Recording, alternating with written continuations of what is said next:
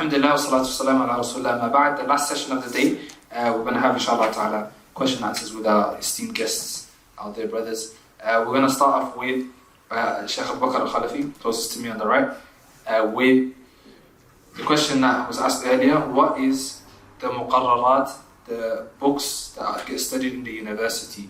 And we need to summarize it, so maybe at least if we get an image of it.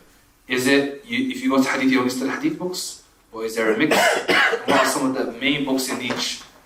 Only have 15 minutes. Alright, Bismillah. The way the curriculum works is you've got curriculums that are shared, mushtaraka. So they're the same across all of the different kulliyat. So for example, Nahu, it will remain Alfiyat Malik, irrespective of what kulliyah you go to. And then you've got subjects that are specific, or it might be more highly emphasized and focused on in certain kulliyas over others. A good example for us is Rawt al-Nadir of Ibn Qudama al-Maqdisi, Muwaffaq-ud-Din, rahimahullah, in Usul. That's something you only do in Kulliyat Sharia. So whatever else I think the brothers will be to share, inshallah ta'ala, you might do Usul but in another capacity or something smaller to suit the duration that you might take, waraqat or something of that size. So you've got Rawt al-Nadir in Usul for Sharia, and you've got Bidayat al-Mujtahid for Fiqh in Sharia as well. And both these books, the main reason for choosing them was because they kind of engage a variety of madhahib. Bidayat al-Mujtahid was written by Ibn Rushd al-Hafid, who's a famous sort of like the Muslim Spanish sort of scholar, Andalusian. And he summarized mainly from Istidhkar ibn Abdul Barr. And so he wanted to focus on Ru'us al-Masail, basically the basic sort of the most important masail in each chapter of fiqh where the different madhahib differ on. And so one of the beautiful things that you kind of end up getting in Kulliyat Sharia is, it's like every single day you come into a classroom, it becomes a debate between different madhahib. It's what we'd refer to as the inter-madhahib debate, which is referred to as Al-Khilaf al-Ali. So two types of khilaf al-ali, khilaf al-nazil. This deals with that. As you can tell from that, studying that won't help you master fiqh. So you kind of have to go and study fiqh on your own time. Because that book, all it does is how it sort of introduces you different perspectives of different madhahib in individual fiqh cases. It doesn't help you master fiqh. So you need to go and study the Hanbali madhab, or the Shafi'i madhab, the Hanafi madhab, the Maliki madhab in your own time. Similarly, Rawt al-Nadir was chosen for a similar reason as well, because obviously Rawt al-Nadir, he summarized it or took most of his context from Mustasfa of Ghazali. Ghazali being Shafi'i, Ibn Qudama being Hanbali, and you've got the Mudhakkira of Shaykh Shinqiti, who was Maliki in essence, all around this book. So it kind of introduces the three madhahib, and quite often during the discussions, Ibn Qudama sort of debates the Hanafis throughout the book. And so it was basically the syllabus in Kulliyat Sharia, it's supposed to cater towards the different students that are coming from all across the globe. You'll have different madhahib, and so the syllabus caters to that. These are the two main subjects that you'll end up taking in Kulliyat Sharia. Then you have other subjects that are specific to us, namely Qawa'id al-Fiqhiyya and Maqasid al-Sharia. And those two don't really have books, because they only became subjects much later in history. But Maqasid until today is not considered a subject according to a lot of scholars of Islam, but it's considered a sub-study of Usul. Qawa'id al-Fiqhiyya, you'd probably take, I think it was Al-Minha Dhabi of Shaykh Hibshi, Ayman al-Hibshi. It's a 2-volume book, but it's a modern book. It's a contemporary book that's written by a contemporary scholar, still alive today, and subjects like that.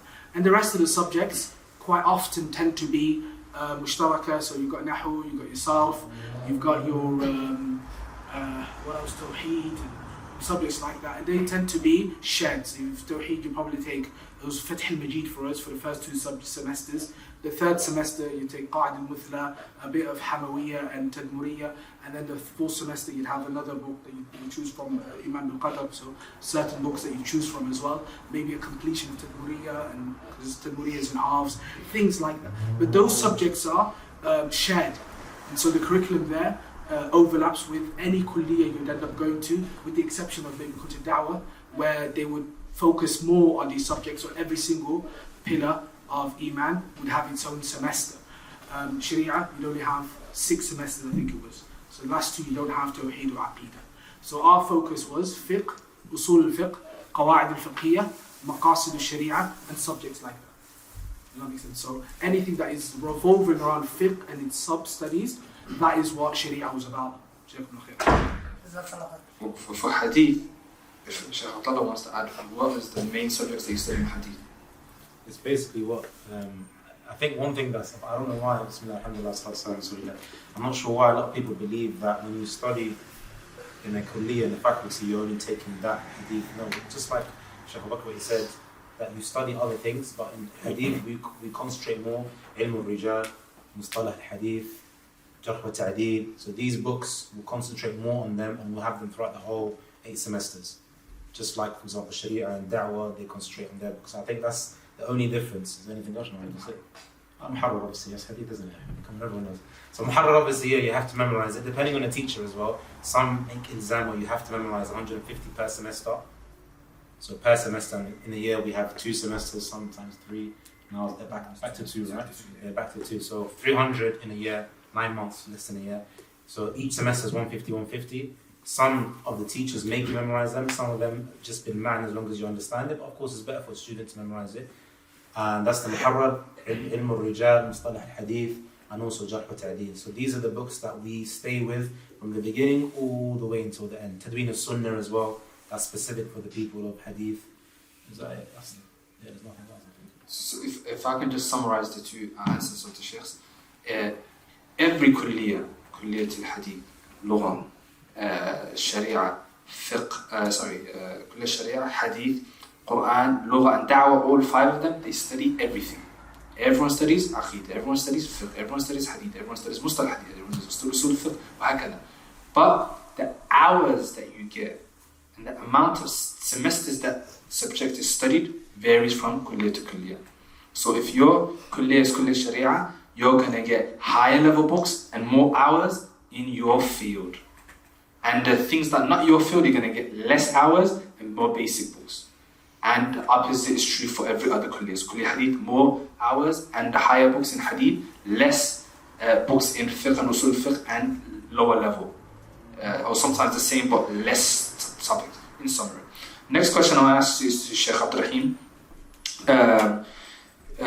Do I need to know Arabic before I go to Islamic University? Is that a requirement?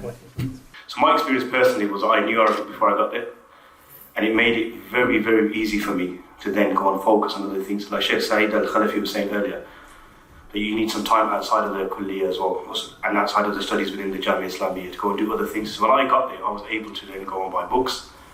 I start with books straight away. And I was also able to go to the majalis that ulama as well, so I was sat bad at the time. So otherwise I would have missed things like that. So the reality is, benefit from your time, I would say, by learning Arabic before you go. When I say you have to learn Arabic, I would say not have to, but I say it'd be very, very, very, very good idea to do that, because it will make it easier for you once you're there, and also you're not using that dead time. So you're using that dead time in a way where you can sort of benefit yourself. But do you have to? I wouldn't say you have to. Allah, I don't know if you disagree, but I don't say you have. But use your time, Allah, because the other thing is as well, from we know is like wasting time. And if you waste time and you keep them for years, you don't know when your application might be accepted. You don't know how long it's going to take for you to get there. And then when you get there as well, you don't know how long what your experience is going to be like and what books are being taught. Will that come around again? Will that alim still be around? Do you see? So will the alim still be there teaching that book at the same time? Would you get a chance like that ever again? So the Muslim, he takes the opportunity. So take that opportunity. So I would say start learning Arabic. Absolutely start learning Arabic. The other thing is as well is about time-wise. Like I said, don't learn. So just I said, learn Arabic in Arabic. You're going to find that hard unless you do a little bit before.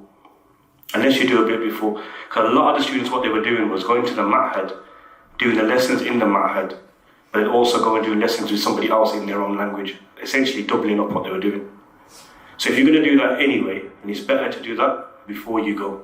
That's what I'd say. And the other thing is as well, how serious are you in your talab al-ilm?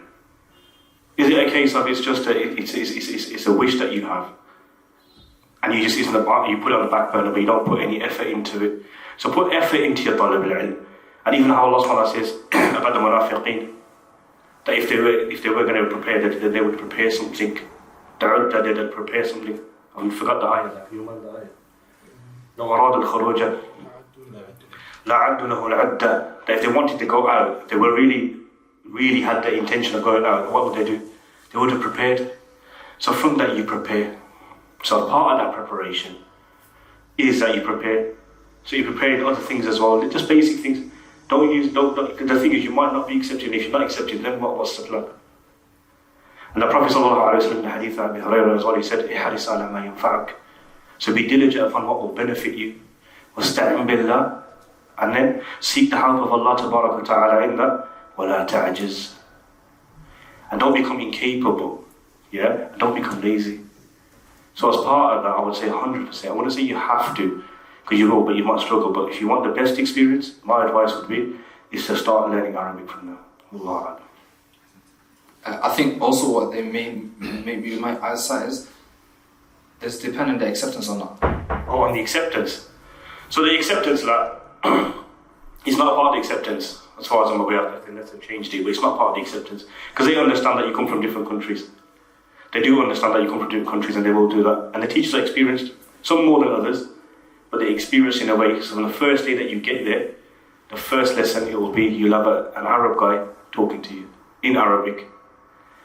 And when you go do your paperwork and stuff like that, which is an experience within itself, as all the brothers can tell you, yeah, that you come to Al-Bakr, come the next day. But it's a case of even that, alhamdulillah, I was able to, because I'd learned Arabic before, I was able to help the other brothers to go and do things like that.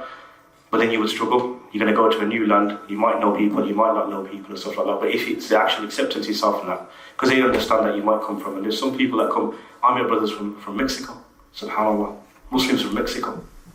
He was one brother that I met, he was the only person for an hour and a half of travel. He was the only Muslim that was there. Within a space of for 1 hour and a half drive just to get to Jum'ah that he used to go to, subhanAllah, to get to the nearest Muslims. So he was there and they were struggling, and then they were trying their best to learn Arabic so they can do it. And I mentioned earlier, if anybody wants a sort of a reason to learn Arabic and a push to learn Arabic. Somebody mentioned Hans Ware earlier. Now Hans Ware, who was Hans Ware? He was a German Orientalist. He was a German Nazi. A German Nazi, subhanAllah. Yeah, and then it got translated from German into English by J. Milton Calvin. Another Kafir Orientalist. فأنت يا مسلم كيف? You as a Muslim, subhanAllah, that wants to be a student of the knowledge and take from the words, the mirath in Nabi sallallahu alayhi wa sallam, to take what the Prophet sallallahu alayhi wa sallam left behind. And he didn't leave any money, not dinar or not dirham, but you want to take from that. Shouldn't we put some effort into that? So whether you go to the Jamia or not, my advice to everybody would be to learn Arabic. But we're specifically talking about students. Absolutely start learning Arabic from that. But if it's your acceptance will be based on that. Allah. Jazakallah khair. Tayib, next question to Shaykh Anas. Similar question. Do I need to have the Quran to be accepted? الحمد لله رب العالمين والصلاة والسلام على أشرف الأنبياء والمرسلين سيدنا محمد وعلى آله وصحبه أجمعين. The short answer is no. Yeah, there's no requirement for you to even memorize even a small portion of the Quran. It does help with your application. It does help, I assume, if you do know more ajza of the Quran, or if you're complete hafid, or if you even have ijazat. People come to the application with different levels of knowledge. Like they teach you Quran from the beginning, and even in the kulliyah, the only requirement of Quran that they have for you is to memorize 8 ajza over the course of 4 years. And that's one juz per semester. So there's 4 years in the kulliyah, 2 semesters per year, and 1 juz per semester. That's the only obligation. Anything after that, then is you and your own efforts. And that's after you get in. Like before you enter, there's no requirement at all. So you can learn when you're there. You can maybe when you're in the ma'had studying Arabic, you study Quran as well. And you should have time for both. And yes, jazakallah khair. Barakallah fiqh. This one is to the mandub, ex-mandub, Shaykh Abdullah Khamis. Will the University of Medina be providing free university accommodation this year? The most anticipated question of the Shabab all day. Bismillahirrahmanirrahim. To be honest, the answer is Allah. I don't know. But that which I am leaning towards is that yes, they will still carry on the free accommodation. That which you see on the website and the news circulating, Allah knows best how true and authentic it is. Because of course on the actual manassa and the portal, when you apply, it states there that there will be no accommodation provided by the university and so on and so forth. And some people have also been circulating this around. Allah knows best how true this is. There's always rumours about certain things happening, but until a person can actually confirm this, then I don't know if this actually has any basis, because it's very strange. Of course, that which happened in the past, that they were lacking dorms, that has happened. And mashallah, they're building and they have plenty of place and space, inshallah, to put you guys. So even if you do apply, don't worry, inshallah, tawakkal ala Allah. So, should the brothers stop applying if they don't get accommodation? They still apply. They still apply. I just want to add a quick point to that is, look, let's say this is new, by the way, this never happened before. Since 1960, I think they've been providing, 1961 they've been providing accommodation. So inshallah ta'ala, they should continue to be providing that. But let's just say for argument's sake, they're not. Medina, specifically in Saudi Arabia, is one of the cheapest cities in the whole Mamlaka. If you compare it to any other city. A apartment, let's say four brothers get accepted. An apartment, a proper apartment, 2-bedroom, 3-bedroom, is £2,000, £3,000, 2.5 for the whole year. For the whole year. Okay? So if 4 brothers get together, that's nothing for you guys. So I don't think it should be a reason for you not to apply. Taban, there's something you're putting, but it's still nothing compared to anywhere else in the world. Compare that to Egypt or anywhere, similar prices that you're paying for, if not more. So if it's true, قَدَّرَ اللَّهُ مَا شَاءَ فَعَلَ, it's not the end of the world. You still get a free ticket, you're still getting a stipend monthly, you're still getting iqamah to study in Madinah to Rasulullah sallallahu alayhi wa sallam. It's still a great opportunity. You will find solutions for it. But if you get accommodation, فَبِهَا وَالنِّعْمَةِ. So I think that should put that to bed. Okay, is that okay? خلاص. أحسنت جزاك الله خير الشيخ مراد الأصولي. الأصل, the origin is that everything sticks to the origin how it was until certainty. We will find out certainty if they're going to stick to it or not. But inshallah ta'ala they will change their mind hopefully. طيب, okay, I'll open up the floor for any questions inshallah ta'ala. تفضل. Do they let you know if you're rejected? أحسنت. الشيخ I think we should get them and do it. Yes, they do via email, but sometimes they don't. There has been many cases where people have applied, they didn't hear anything back, meaning they didn't get no email. Because before they used to have a list, a famous list that stopped many years ago. So sometimes you could apply. If you don't get email confirmation that you've been accepted before the new application opens, then know that you've been rejected. In a nutshell. Lastly, a lot of the brothers, I think, got a message on the portal saying resolved, cancelled on the same day. Cancelled? Resolved, cancelled. Resolved, cancelled on the portal on the same day. So what did that mean? Okay, so the question is, a lot of people that applied last year, it said in the application, resolved, cancelled. This is after they applied, right? Yes. Yeah, there was a glitch, Okay. but a lot of them obviously, unfortunately, didn't get accepted. So it meant in essence that they got rejected. But there was a glitch that happened. People applied within a couple of minutes, some of them half an hour, some of them 10 minutes, some of them an hour. That message came on the portal that resolved cancelled. A month after the application ended, and then I think everybody got it on the same day. Yeah. It was a glitch, unfortunately, but most of those people, that's why I said to you guys earlier that I wish you guys, that things that when we had it when they were accepting people and rejecting people, the system was the old system where it's just Jamia Islamiyya has their own website and the dean deals with them instead of now the whole Saudiya, the portal, but obviously things have changed. But that was easier because now every university deals with people that apply. So all of these things do happen and arise, these glitches. But like I said to you, if you don't get the message that you've been accepted, know that you've been rejected. So hopefully it doesn't happen again this year. Inshallah. Okay, I don't even know about that. So this is the right guy. Jazakallah khair. Any other question? How do you choose the kulliyah that's best for you? How do you choose the kulliyah that is best for you? picking a kulliyah, the reason why you pick a kulliyah will vary depending on you as a person and also the needs of your society and other such things. Sometimes career options in the country you're from.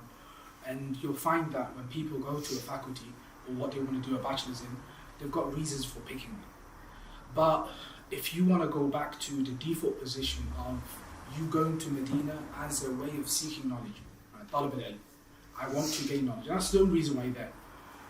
I would say knowledge, you can basically, with all the different stages, you can summarize it to two main stages. You've got a phase that is known as ta'sil, which is the foundational stage.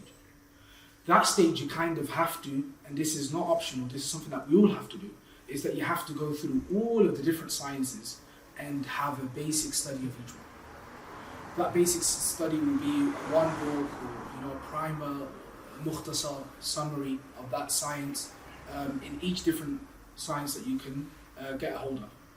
And you'd study that, and by way of that, or by the end of that journey, you will find something that maybe you are strong at, you enjoy, and that you want to specialize in, right? And by way of that, you would pick that. And that's the ordinary stages that a person, generally speaking, should go.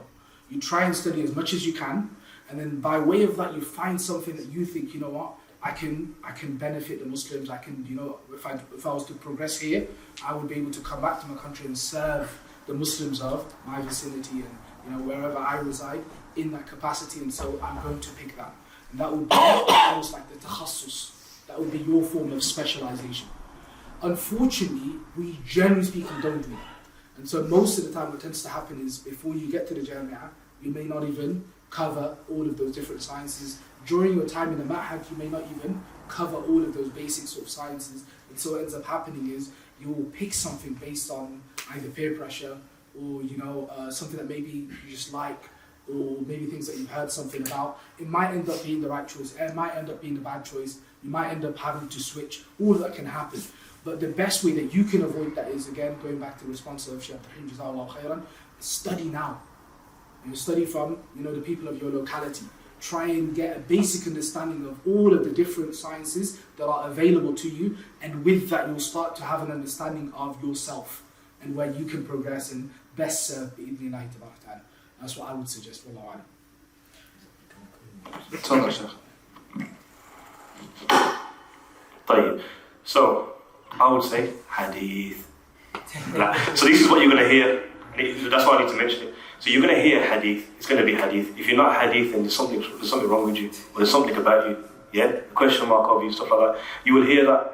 But what I want to share is what I ask this question, because every single time when you get to Musawwar, so level 4 in the Ma'had, this issue comes up, and everyone's like, which one should I go with this? And I'm changing it, and then they change it after a year. So I asked the Qari of Shaykh al-Muslim al-Abbad, Shaykh al-Rashaydan, and I said to him, and he gave me a principle, and even a principle that you can use in your life. He said, you look at the, raghba and qudra. So look at your desire, and your ability. These two things. Use it in your life. You can use this principle in your life. If you have the raghba, so if you have the desire, but you might not have the ability, or you might have the ability, but you don't have the desire. So look where you have the desire and the ability, because then you're more likely to stick at it from that perspective. And then what Shaykh Bakr said, as what's needed as well for the people. Allah. Sorry, I just wanted to add one thing. It's literally, I'm not going to add too much, but this is actually key, brothers, because during our time, and I think everyone here can say the same thing, it was peer pressure. Most people that I saw that entered the famous hadith, of course, is the best kulliyah. And I just like, no, look, Ikhwani, you have to understand. One thing you have to understand is it's about yourself. It's exactly what Shaykh Abdullah said, Shaykh Abdiraheem, in terms of something that you see as a need in your community, number one. Number two as well, the qudra and the ability, 110% I agree. The desire and having the ability, but it's about what, because it's not about the kulliyah that's going to, in essence, of course it will aid you, but it's not going to make you as a student. So you have to be the one to put in the effort. And a lot of the people that I saw going certain kulliyahs, because of peer pressure, they ended up not being able to excel as much as if they had gone to the kulliyah that was befitting to them. So that's one thing that you have to do, sincerity. Just be sincere in what kulliyah you're choosing and why you're choosing it as well. Not because you're going to be told, oh, you're from that kulliyah or you're from this kulliyah. And that's just something that I wanted to add. Barakallahu fiik. You know, I want to mention, because there's like this attack here against kulliyah hadith. They keep getting mentioned in the same breath as peer pressure today a lot. So I want to defend my kulliyah. I was actually bullies though. I was peer pressured too, but I was already wanting to go to hadith. My time there was a lot of Somali brothers and other brothers, not specifically Shaykh Bakr, but there was a group of Somali brothers and they were all wanting to go to Sharia. In my time, the group of brothers that came, and everyone was saying, if you don't go to Sharia, and people are going to be asking you fiqh questions and kada, then what's the point of going to any kulliyah? So there is peer pressure on different sides. I think it's Anas. Still exists as much in your time? Sorry? Peer pressure? Peer pressure exists. Still exists, yeah. Weekend. It's weekend though. Like the Shaykh said, go to where you have raghbah. Why? 5 hours, 5 days a week, you're going to be studying those subjects in more detail in a higher level. If your raghbah for that field specifically is not there, then you're going to be waking up to that every single day. And you just joined it because of the bandwagon said and the group said and the peer pressure got you there, you're not going to enjoy it. You need to choose the field that you're going to enjoy. Someone might be asking, Tayib, is all Islamic, isn't it? What do you mean different fields? Look, all you have to understand, Islam is vast. The knowledge of Islam is vast. Fiqh is its own ocean, its own river. If hadith is its own ocean, Quran and qira'at and all these ulum, it's like saying maths and science and English. It's all school, right? It's all education. But it's not the same, it's different fields. This is exactly what it is. In every field, you might like English literature a bit more and you hate maths, all the opposites. Imagine you just followed your... does that peer pressure happen in school? Yeah, no it doesn't. If you want to choose maths, you choose maths. You're not going to follow English because other people are doing English. You don't like it. Khalas, the same qaida, similar for the kulliyah that you're choosing, inshallah ta'ala. Another question to Shaykh Mandu from the sister side. Assalamu alaikum wa rahmatullahi wa barakatuh. For sisters, what options do they have studying in Saudi, and how many years would they study there, and is there conditions for women studying abroad? So it varies as to where they live exactly in the Mamlaka. But let's say that the sisters referring to Medina, then there are different marakis. So there's Mishka, there is Ta'aleem, there's the one of Uhud, and there's the one in Tayib as well. These are like the marakis, and of course every hayy, so let's say for example a sister is accompanying her husband, every single neighborhood there is a markaz where she can sign up to learn the Quran, just normal Quran, that's what they teach in the neighborhoods. And then you've got these 4 to 5 institutes that are there solely for the expats, sisters that are living there, where they can learn the Arabic language and the sciences of the religion. Okay, and they last 4 years as well. So Mishkat is one of the most famous one of the strongest one for the beginners, I'd say. And then you've got the Nabrat, which is a bit higher level. So obviously your level of Arabic has to be at a higher level. So the one in Mishkat, same thing. You learn more or less the same things that they would learn in the Ma'had, but they do Bayna Yadayk there. That's what they go through. You go through Bayna Yadayk. It's 4 semesters, 2 years. And then from there as well, you have Ta'aleem, which is a bit higher. And then if a person wants to, and your sister has the capability, then they can also register for the Kulliyah in Masjid Nabawi. It's open as well for sisters. As for the conditions, there's no actual conditions, except for Masjid Nabawi, you have to go through an exam. As for the other ones, you can go and just register, and it's free of charge as well. You don't pay a single penny. They have Habana as well, which is like what's Habana in English? Like a nursery. They have like a childcare. They have, for all of these 4 marakis within Medina, they have like a childcare, free of charge as well, where they look after your children from when you're studying, and they give them like break time and what have you. And of course, you can go and visit your child and look after them.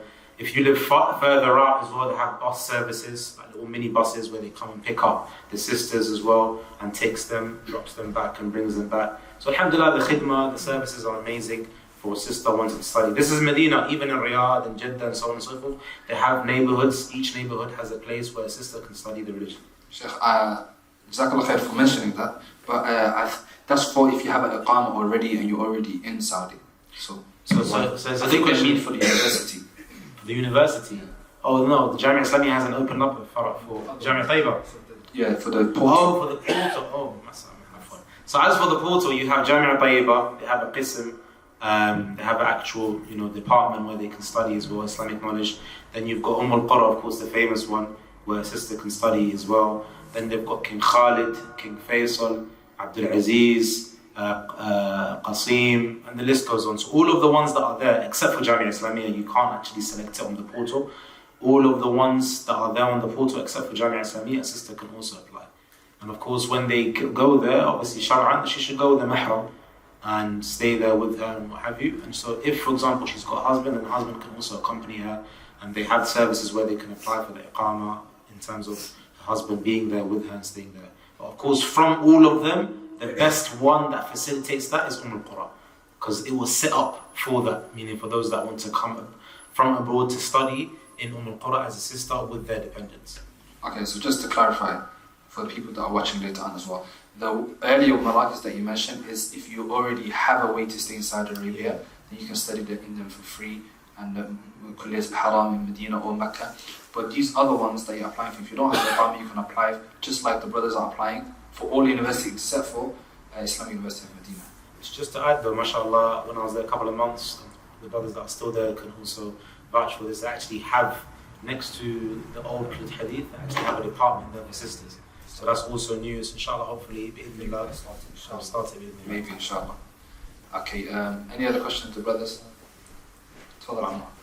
So, just on example, if someone, students accept you, and they still students doing A level here, but they already accept you, is that situation? Okay, Anas. If they're doing A levels and they get accepted, what can they do? You got the microphone. Yeah, of course you could just get up and leave. That's an option. Yeah. I also have a friend who did, and he got accepted after his first year. He just left. Khalas, and he found what he was looking for. Like, and you can always delay it also. The Jamia, as I'm aware, they allow you to defer to a certain time. Your acceptance, I think maximum it's a year, if I'm not mistaken. So you can defer it for a year. So, and if you start your first year, you've completed it. I don't think it's even possible for you to be accepted under the age of 17. So, yeah. So when you get your GCSEs, most likely that's when you'll be able to apply. Let's say you get your GCSEs and you're 16. You send the application off. It'll probably take you a year to get accepted. And then if you do get the acceptance, then you can defer for a year. And if that scenario applies to you, then it's possible. Yeah, that's all I would say. So question is, a lot of students, they procrastinate in translating their documents and they delay it. So what advice? Where do they go? They don't know where to go. So where would you guys advise to go, inshallah ta'ala? Yeah. I can answer that, inshallah ta'ala, if the brothers allow. Look, you take all the means that you can in order to get accepted. Yes, now I think they've even split mandatory documents that is required is only 4 and the rest is optional. And someone might say, okay, I'm just going to do the 4 and the rest I'm not going to do. Don't do that. Try to fill from the optional as many as possible, especially the ones that used to be obligatory and mandatory, like the medical, like the police report, like the tazkiyah. These were mandatory for since forever. It's the first year I think they made it optional, so it would be on the safer side just to do it as well. Translation of the documents helps, especially in today when the Jamia is everything's online properly. In our time, it was a hit and miss. I don't know. Did you translate the document? Did you translate it? Did you translate? No? Did you? Me too. So 3 out of 5, I never translated with documents as well, and we got accepted. But now it's a lot harder because the competition's more. It's all online as well, so it's better for you. It's still possible to get accepted, but take your means, take their means, inshallah, ta'ala. So the brother Medina student translations, they do translations, and the brothers that organize, they have gateway translations as well that translate. So there's 2 company groups here that can translate. You can reach out to Gateway Translations and Madinah Student Life Translations. You still have to get it translated for the second phase of Is it? Okay, so for applying and then later you have to translate as well. You might as well get it translated. Jazakallah khair. So, Jazakallah khair. Just to add, so I got asked this question recently. So, the one I got asked recently was, can you use Google Lens to translate your documents? Now, I would highly recommend that you don't use that. You don't or you do? You don't. Don't use Google Lens or any AI like that, because you don't know if it's, unless you get someone to check it, wallah alam. But this is how the Shabab think these days. So yeah, I got asked this question literally about that. Easy way out, easy way out, easy way out. And just to mention it, because I need to, I'm really burning to say this, Shaykh Saeed earlier said to use the online platforms. Now me as an Arabic teacher, my students, some of them here, I actually ban, because it makes you a lazy student. Any AI, things like that. You can use it later in life, inshallah, when it becomes easier. I'm going off topic a little bit, so I'm here now. But I'd say, because these things, they make you lazy. But just as quickly as you do the thing, or you translate it quickly, or you get the word, just as quickly as you forget it. Whereas with the hands, when you go through the book, Shaykh Saeed, if you went through it 14 minutes looking for his then the thing is, along the way, he would have learned how many words as well. I could tell you words today that I learned by looking for something for hours. Till this day, I remember which words they were. So there's barakah in that. So yeah, to go back to that, Google Lens, AI, stuff like that, is it really reliable? Wallah alam, because it's only as good as what you put into it. So be careful of doing that, wallah alam. So go ahead. Any other questions, Father? Is it possible for a student of knowledge to study and gain an Islamic degree while also studying some of the Qur'an as well? So the question is it possible for a person to study Islamic degree whilst learning something worldly as well? a secular degree on the side as well at the same time? Is it possible? Inshallah, whoever wants to take it. No one? What's the Shaykh Bakr?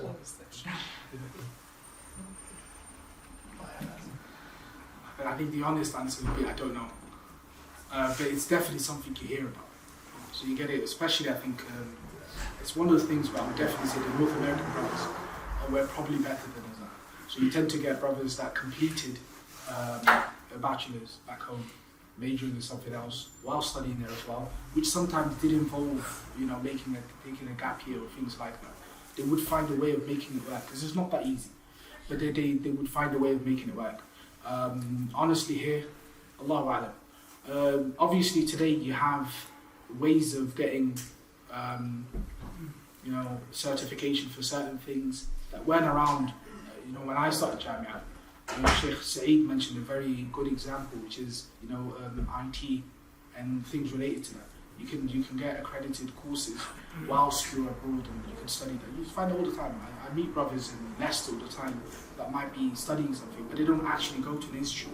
And so there's no reason why you can't be doing that and also be going to Madinah University, for example.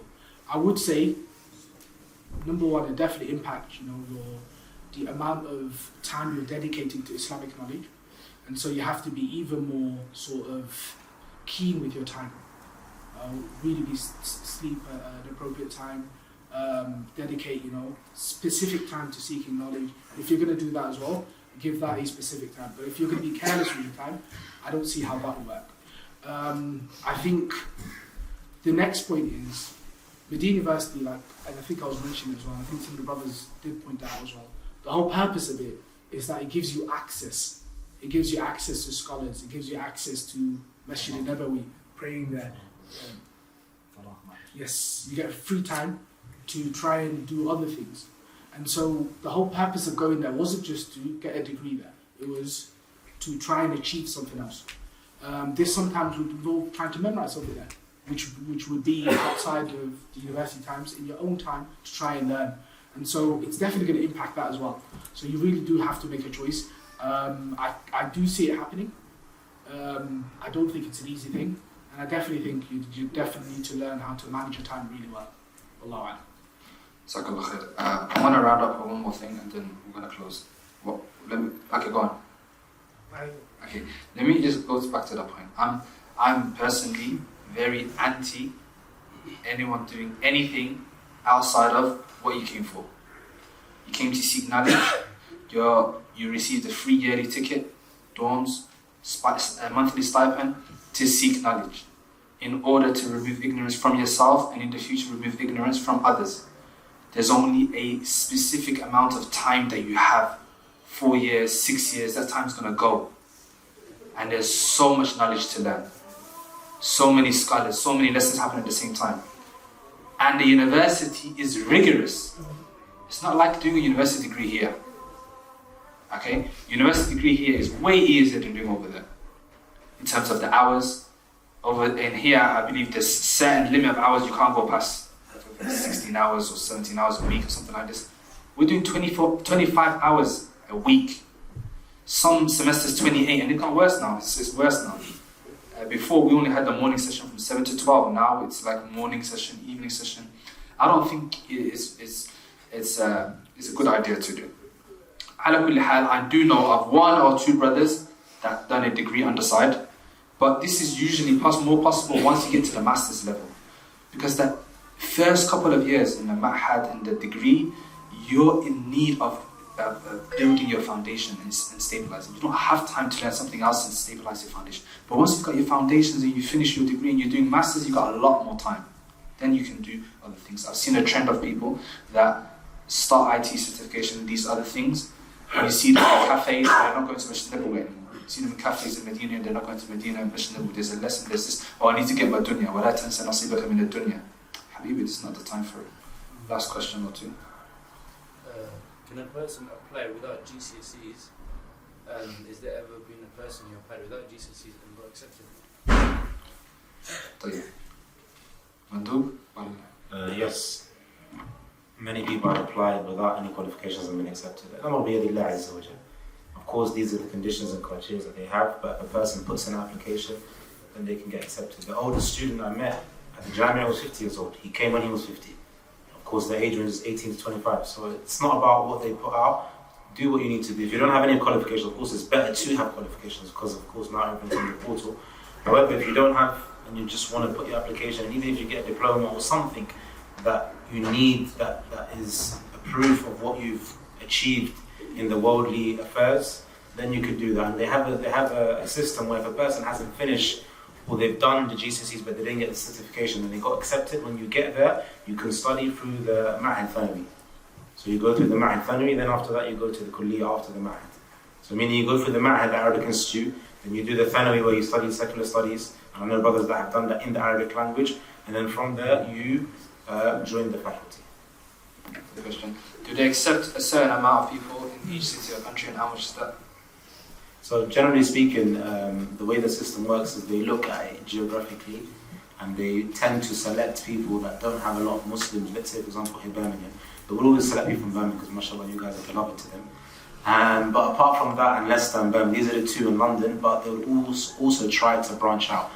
This was when I was obviously dealing with them directly. Now, because everything is done through the portal, things have changed. And obviously it goes to the Ministry of Education in Riyadh, so they have the final decision. So you can get accepted from the Jamia and then the ministry rejects you. But generally speaking, they look at it geographically and see where the least people have been accepted and they select from there. And how many people in number, now I've lost count. I don't keep count anymore. But before, it started off with like just 5 on the list, and then 15, and then 18, and then 20, and 100. Now I'm not how many. Any other questions? Last question. طيب نختم بهذا ووصف.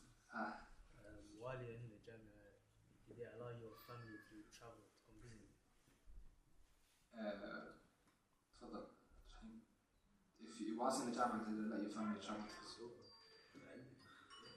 So yeah, you can actually also apply for their iqamah.